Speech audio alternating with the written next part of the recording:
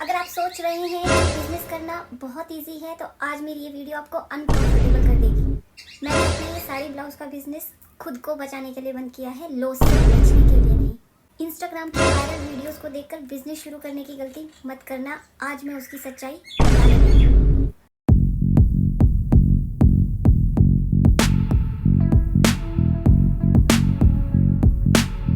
राधे राधे। मैं आज एक ऐसा सच बताने वाली हूँ जो मुझे नहीं लगता कोई वीडियो में रिवील करता है या बताने की कोशिश भी करता है या शायद पावर भी है।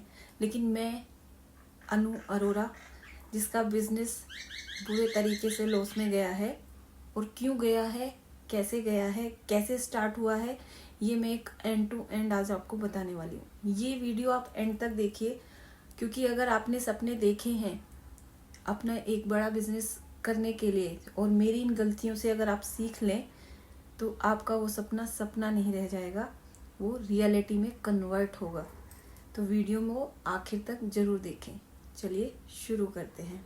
सबसे पहली बात, मैंने ये बिज़नेस शुरू कैसे किया, साड़ी ब्लाउज़ तक मैं कैसे आई। मैं पंजाबी हूँ, मेरा तो कस्टम, मेरा कल्चर सब पंजाबी रहा है और वहाँ सब सूट सलवार पहनते हैं। तो मेरी ये शुरुआत साड़ी और ब्लाउज़ की एकदम रियलिटी में बता रही हूँ, ध्यान से सुनिएगा। ये मेरी शुरुआत सूट सलवार से ही हुई थी, क्योंकि मैं पंजाबी हूँ, मुंबई शहर आई थी।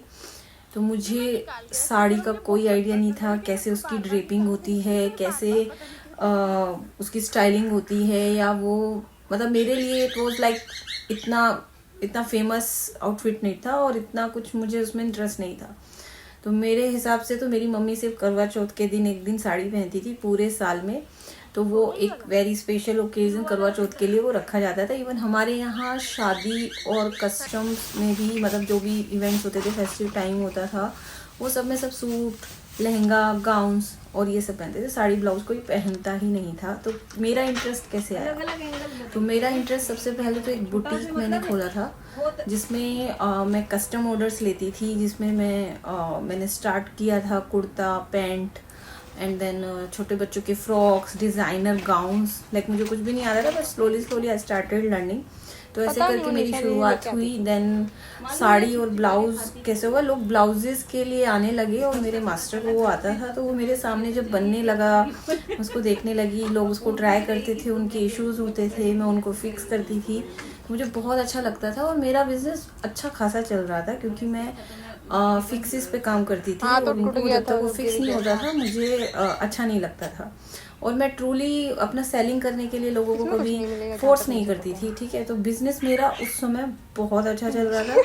प्रॉफिट 3 से 4 गुना मुझे आराम से होता था, ठीक है। लेकिन वो मैंने स्टार्ट किया था मेरे घर से। जी हाँ, ध्यान से सुनिएगा, मैंने उसको स्टार्ट किया था मेरे घर से। ऐसे मेरी वो शुरुआत हुई। वहाँ पर लोग इतने आने लगे वॉक इन्स की मैं बता नहीं सकती थी, मेरा पर्सनल स्पेस जा रहा था। और मास्टर थे, कुछ कारीगर मैंने रखे थे और वो सब मेरे घर में थे। तो मेरे हस्बैंड शाम को आते थे, पर्सनल स्पेस का इशू होता था, बिकॉज सब कुछ ऐसे ओपन रहता था। कभी भी कोई आता था अपने चीज़ों के लिए, डिस्कशन के लिए, तो वो सब कर पाना बहुत मुश्किल हो रहा था घर में। बट शुरुआत मेरी अच्छी हुई, आई वॉज इंजॉइंग। स्टार्ट तो सबको अच्छा लगता ही है और सपने आपको ऐसे दिखने लगते हैं कि अब आपके सपने पूरे हो रहे हैं, ठीक है। तो ये आज की पहली बात हो गई, मैंने बिजनेस कैसे शुरू किया। अब बात करते हैं कि आगे ऐसा क्या हुआ जिसकी वजह से मुझे ये चलता हुआ बिजनेस बंद करना पड़ा। फेंका नहीं था, इसको रखा था। बात करते हैं एक्साइटमेंट वर्सेस रियलिटी। जी हाँ, जब ये शुरू हुआ था तो मतलब क्या होता है ना, शुरू में स्टॉक आता है, फिर कस्टमर्स आते हैं, फिर आप चीज़ें बनाते हैं और कॉम्प्लीमेंट्स मिलते हैं।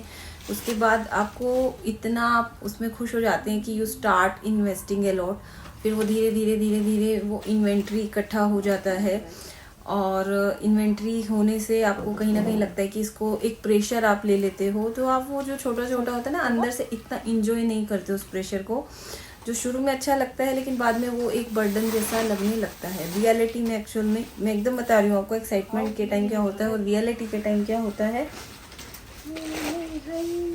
ये तो उस दिन खाया था वो है। क्या होता है, कभी कभी मास्टर की एक गलती से आपका एक पीस रिपीट में बनता है, लेकिन वो एक रिपीट में बनना मतलब उस दिन का पूरा जो इन्वेस्टमेंट होता है वो आपका डबल हो जाता है। आप सीधा सीधा समझो उस आइटम पे जो आपका इन्वेस्टमेंट है वो सीधा सीधा डबल होगा अगर वो आइटम रिटर्न में जाता है या रीमेकिंग में जाता है। तो धीरे धीरे ये सब चीज़ें होने लगी, और जिसको हम शुरू में कंसिडर नहीं करते हैं कि ठीक है वी आर लर्निंग, लेकिन लर्निंग फेज कब तक, तो लोगों की एक्सपेक्टेशंस हाई होती हैं, अदरवाइज वो आपके ब्रांड, आपके नेम को ख़राब करने का धमकी भी आता है, बहुत कुछ आता है, phone calls and everything. So you always be in a pressure की अच्छी सर्विस देना कम बजट में, क्योंकि बार्गेनिंग भी करते हैं इतना लोग कि यू गेट फेड अप की इतना क्वालिटी सर्विस देने पर अगर आपको बार्गेनिंग भी करना है तो हाउ यू विल सर्वाइव। तो ये सब इश्यूज रियलिटी में होते हैं, आप इनको सोच कर चलिएगा कि how you are going to deal with them, तभी जाके अपना बिजनेस आप स्टार्ट करना। लाइक मेंटली रेडी होना कि जो अच्छा शुरू में आपको दिखता है, फेम, पैसा एंड लाइक, बट उसके बैकग्राउंड में आपको काफ़ी टफ काम करने पड़ते हैं जो कभी किसी को दिखते ही नहीं हैं अनटिल वो खुद नहीं करते हैं, क्योंकि हम भी ऐसे ही होते हैं, ऐसा नहीं है, they don't see the background picture. अब बात करते हैं, आपको एक वार्निंग आने लगती है अंदर से कि आपको जिसको इग्नोर नहीं करना है। जैसे आपका कैश फ्लो कम हो रहा है क्या, जिसको मैंने इग्नोर किया और मैंने अपनी सेविंग्स को धीरे धीरे थोड़ा थोड़ा करके चलो ठीक है करके वो कम होती गई। सेकंड, आपको लग रहा है कि आपका इन्वेंट्री काफ़ी इकट्ठा हो गया है, जो आपको लग रहा है कि अभी इसको रखने के लिए एक स्पेस हो रहा है, तो वहाँ आपको स्टॉक करना है। थर्ड, अगर आपका फीडबैक्स पॉजिटिव नहीं आ रहे हैं, वहाँ आपको रुकना है कि पॉजिटिव फीडबैक्स ही नहीं आ रहे हैं और आप इतनी मेहनत भी कर रहे हैं, लोगों को वो चीज़ आपकी समझ में नहीं आ रही, या आपका जो नज़रिया है वो लोगों के समझ में नहीं आ रहा है, या आप उनकी एक्सपेक्टेशंस का नज़रिया समझ ही नहीं पा रहे हो, तो वहाँ आपको रुक जाना है कि शायद ये चीज़ आपके लिए नहीं बनी है, आपको कुछ और ट्राई करना चाहिए, but you don't have to continue with that, क्योंकि हर चीज़ हर किसी के लिए नहीं बनी होती है। अब क्योंकि ये फैशन इंडस्ट्री है, कस्टमर का टेस्ट बहुत जल्दी चेंज होता है, तो आपको आपकी लर्निंग भी कंटिन्यूटीज के साथ रखनी पड़ती है, रहती है, अदरवाइज आप ओल्ड फैशन हो जाओगे, लोग आएंगे ही नहीं आपके पास। तो वो सब चीज़ों को भी आपको कंटिन्यूटी से सीखना है, तो ये सब प्रेशर भी रहना चाहिए। उसको आपको सिर्फ फैशन स्टाइलिंग नहीं है जो उसको सीखने में इतना टाइम नहीं लगता है, लेकिन आपको वो प्रोडक्ट को बनाना भी सीखना है, बनवाना सीखना है, कारीगरों को ट्रेन करना सीखना है, तो वो सब चीज़ें भी आपके रास्ते में आती हैं।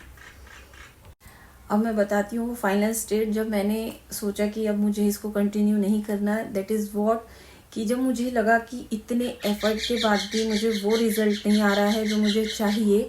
और अगर आपको लग रहा है कि जैसे कि मुझे रात में नींद ही नहीं आ रही थी, मुझे ऐसा लगा कि मैं इतना 110% देने के बाद मुझे 3-4% का ही आउटपुट आ रहा है, लोग एक्सेप्ट नहीं कर पा रहे हैं उस रेट को और उस प्राइस को, और या जिस एरिया में मैं हूँ वहाँ के लोग उसको एक्सेप्ट नहीं कर पा रहे हैं, वो लोकेशन पे मुझे नहीं इतना मिल रहा था, तो वो लोकेशन भी मुझे लगा कि कहीं ना कहीं मेरे एक रीज़न था कि ये इतने अच्छे से नहीं चल पा रहा था, क्योंकि जिस लेवल की डिज़ाइनर प्रोडक्ट मैं बना रही थी, मुझे रेगुलर स्टिचिंग में नहीं जाना था, मुझे डिज़ाइनर काइंड ऑफ थिंग में ही रहना था। तो जो मतलब मेरा ड्रीम था, तो वो मुझे लगा कि मैं रेगुलर आइटम्स बना के पूरा नहीं कर सकती हूँ, तो I am a creative person, तो वहाँ मुझे लगा कि अब मुझे स्टॉप करना चाहिए।